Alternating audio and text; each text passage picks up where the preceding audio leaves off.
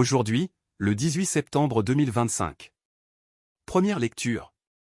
Veille sur toi-même et sur ton enseignement, tu obtiendras le salut, et pour toi-même et pour ceux qui t'écoutent.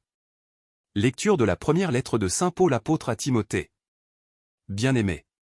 Que personne n'ait lieu de te mépriser parce que tu es jeune. Au contraire, sois pour les croyants un modèle. Par ta parole et ta conduite. Par ta charité, ta foi et ta pureté. En attendant que je vienne. Applique-toi à lire l'Écriture aux fidèles. À les encourager et à les instruire. Ne néglige pas le don de la grâce en toi. Qui t'a été donné au moyen d'une parole prophétique. Quand le collège des anciens a imposé les mains sur toi.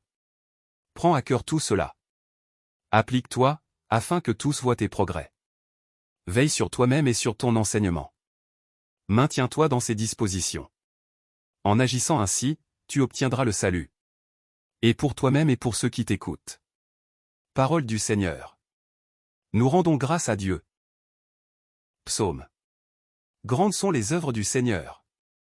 Ou, Alléluia. Justesse et sûreté, les œuvres de ses mains. Sécurité, toutes ses lois. Établies pour toujours et à jamais. Accomplies avec droiture et sûreté. Il apporte la délivrance à son peuple. Son alliance est promulguée pour toujours. Saint et redoutable est son nom. La sagesse commence avec la crainte du Seigneur. Qui accomplit sa volonté en est éclairé. À jamais se maintiendra sa louange. Évangile. Ses péchés, ses nombreux péchés, sont pardonnés, puisqu'elle a montré beaucoup d'amour. Alléluia. Alléluia. Venez à moi, vous tous qui peinez. Sous le poids du fardeau, dit le Seigneur. Et moi, je vous procurerai le repos. Alléluia. Évangile de Jésus-Christ selon saint Luc. En ce temps-là, un pharisien avait invité Jésus à manger avec lui. Jésus entra chez lui et prit place à table. Survint une femme de la ville, une pécheresse.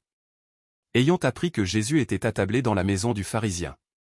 Elle avait apporté un flacon d'albâtre contenant un parfum. Tout en pleurs, elle se tenait derrière lui, près de ses pieds. Et elle se mit à mouiller de ses larmes les pieds de Jésus. Elle les essuyait avec ses cheveux. Les couvrait de baisers.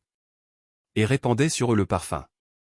En voyant cela, le pharisien qui avait invité Jésus se dit en lui-même. Si cet homme était prophète, il saurait qui est cette femme qui le touche. Et ce qu'elle est, une pécheresse.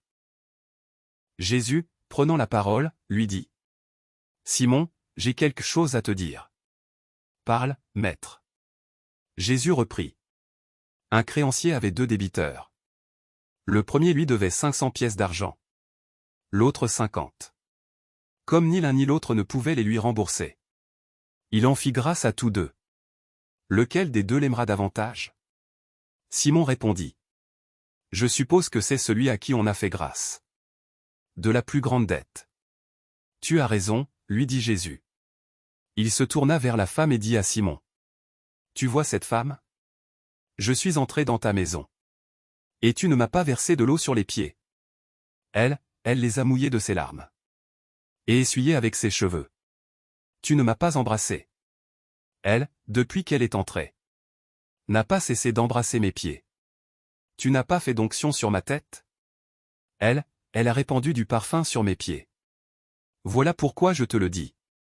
Ses péchés, ses nombreux péchés, sont pardonnés. Puisqu'elle a montré beaucoup d'amour. Mais celui à qui on pardonne peu, montre peu d'amour. Il dit alors à la femme. Tes péchés sont pardonnés. Les convives se mirent à dire en eux-mêmes. Qui est cet homme? Qui va jusqu'à pardonner les péchés? Jésus dit alors à la femme. Ta foi t'a sauvée. Va en paix. Acclamons la parole de Dieu. Louange à toi Seigneur Jésus.